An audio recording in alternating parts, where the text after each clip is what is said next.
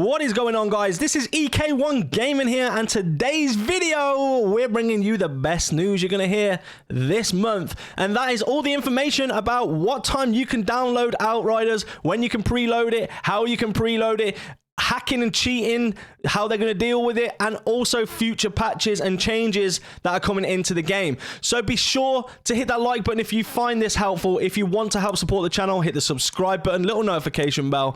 And to enter our Outriders giveaway, all you need to do is comment on this video or any other Outriders video that we have launched previously or up to the actual launch day, and we'll pick people from the comment sections to win copies of the full game. Now, with that being said, let's get straight into this video.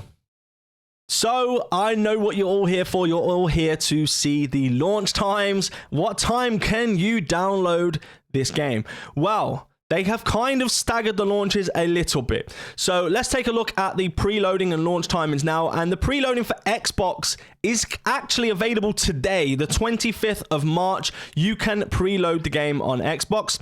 PlayStation platforms, the preloading will begin 48 hours in advance of release time, so 2 days before. Steam, they're still determining the preload options here and hope to share news about the possibility of it next week. Epic Game Store, however, has no possibility of preloading. It does not have the functionality to preload the game.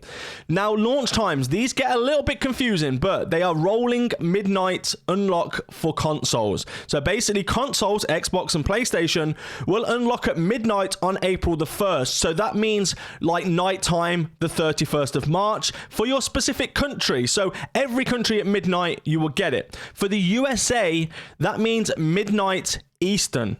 So midnight Eastern. However, that is 9 p.m. for PDT time. So it is midnight for the US, but they're going on EDT time for that. Now, they have a unified single global time for PC and Stadia. This might annoy some people. This PC and Stadia platforms will release on April the 1st at 5 p.m. BST or 9 a.m. PDT.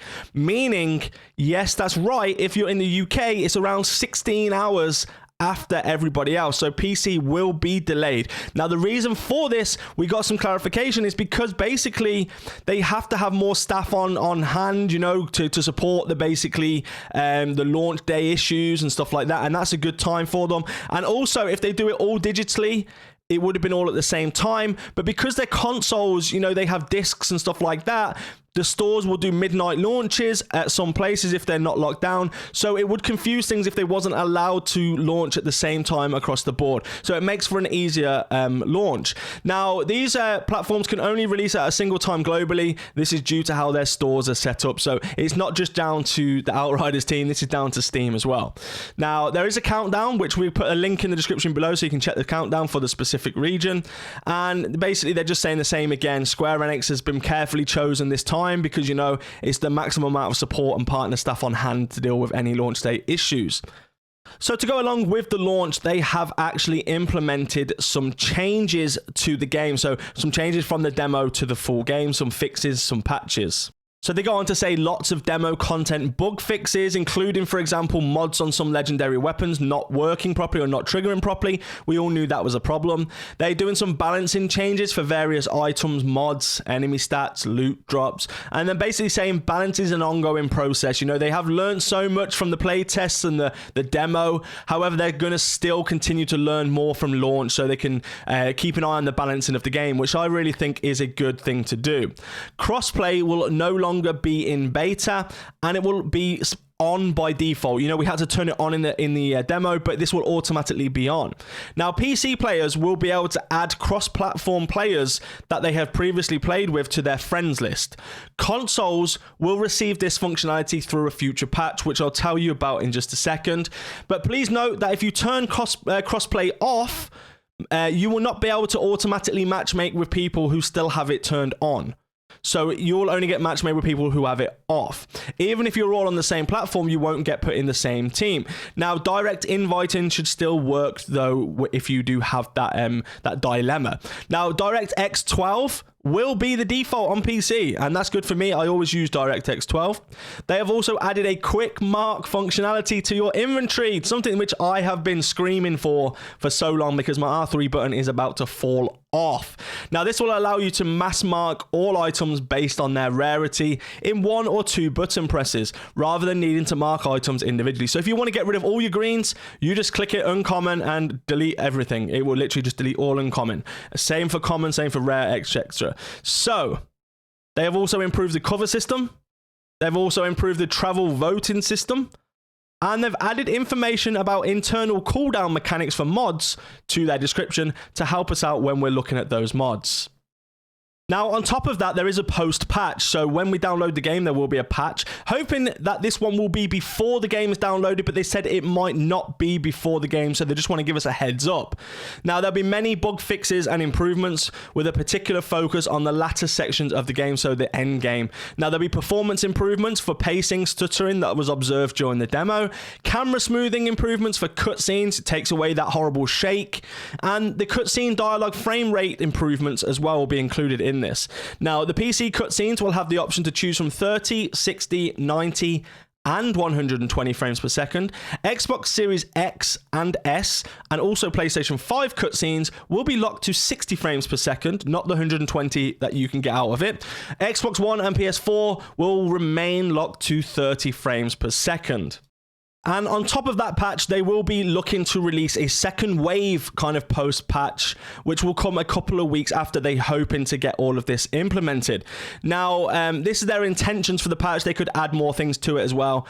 But generally, it's going to be controller adjustment options such as dead zone adjustment, acceleration settings, and legacy layouts, which again, we've been asking for. Loading time improvements for Xbox One and PS4 consoles. I think it's great that they're doing it for the past consoles as well. Further performance improvements for co-op games.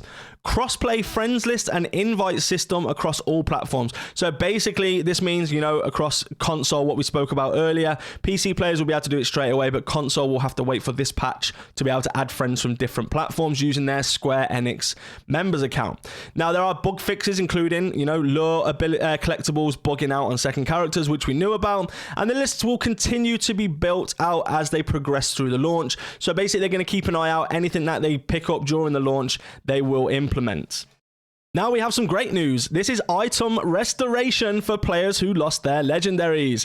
So as mentioned previously, they're going to do a restoration. You're going to get your legendaries back, and that will be done today, the 25th of March. Only legendary weapons that were lost before March 22nd will be given back to you. So make sure that if it's that date and you haven't got them, you just reach out to them. They are saying they're aware of some reasons why people were losing them. Sometimes they were getting disconnected just as they were picking legendary up, or they dropped a legendary then died, or dropped a legendary then disconnected even. So they are investigating different ways. They said it should be fixed, but if it does happen, make sure you still report it because it is important. But today you should get all of those legendary weapons back. Unfortunately, no other weapons or armor or anything will be given back to you, only legendaries.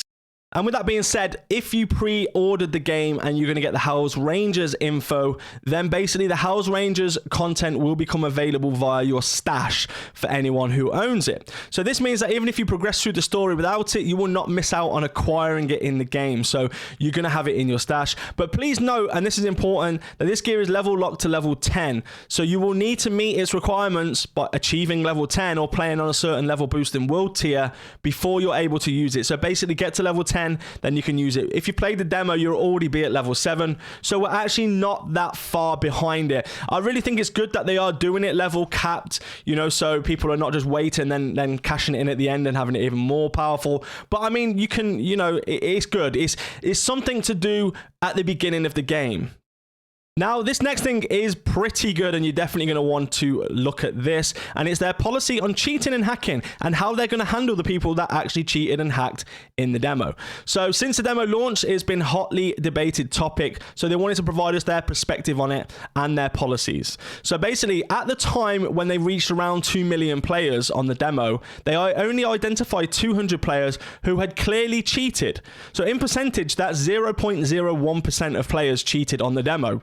So they're basically saying, look, we can see you. We can see what you're doing. Even the person who gave themselves 600 legendary weapons. So somebody actually gave themselves 600 legendary weapons. Of course, they're making a joke about it, but you know, they're still addressing this. They say that they trust that this percentage will not grow by much as they move through and beyond launch, but they will be taking steps to ensure that legit players will not have their fun spoiled as a result of cheaters. And now this is where I like their style. I like what they're doing. So the repercussions of being identified as having used cheat or being a cheater or hacker, one of the repercussions are, is account wide. So you can't just change your character and be okay. This is an account wide repercussion. You will not be able to matchmake with legit players.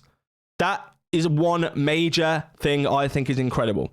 Matchmaking will likely take significantly longer because you know why? It's got to find more cheaters for you to matchmake with to keep the cheaters in one lobby and everyone else in their own lobbies. Now, it also says you'll still be able to play solo, so that okay, you'll be able to play solo. But in future, your HUD or your display will have a discrete but visible placed watermark on it. So the game footage created on this account can be readily identified as coming from a flagged account. So if you cheat, we're going to stamp your screen with a watermark so everyone else knows you're a cheater. Sounds good to me.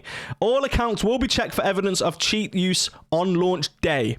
And then after that, they'll check regularly to make sure people are not cheating. Any account logs found to have evidence of cheating on them on or after the launch day will be permanently branded. Now, this is the important part. If you cheated during the demo just to try it out, and this is where they're giving you guys a chance now, just to try it out, but you wish to go into the main game unbranded, no punishment, you must delete all of your characters and items on your entire account. Not just the one that you used, but your entire account must be wiped. That makes your slate clean.